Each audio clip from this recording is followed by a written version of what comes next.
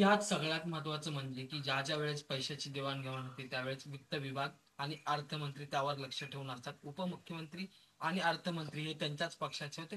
तुम्हाला असं वाटतं का त्यांची सुद्धा यात काही मिलीभगत असू शकते म्हणून? नाही, कदाचित मुख्यमंत्री हे वेगळ्या पक्षाचे होते, त्यांची उपमुख्यमंत्री हा उपमुख्यमंत्री जे वित्तमंत्री पण आहेत ते त्यांच्याच पक्षातले होते. तर आता याच्यात त्यांचा सहभाग आहे की नाही हे ते सांगू शकतात आणि धनंजय मुंडे सांगू शकतात.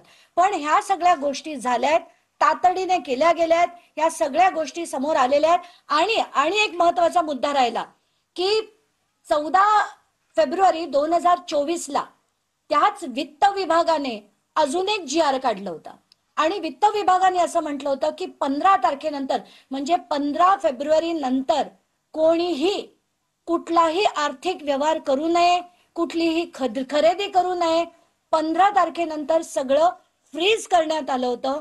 तरी 12 मार्चला GR निघतो, त्याच्यावर 16 मार्चला पत्रक निघतं, त्याच्यावर वित्तमंत्रीच साईन करतात आणि मुख्यमंत्री साईन करतात. इतका सगळा जोर गोंधळ चालू असेल त्याला आपण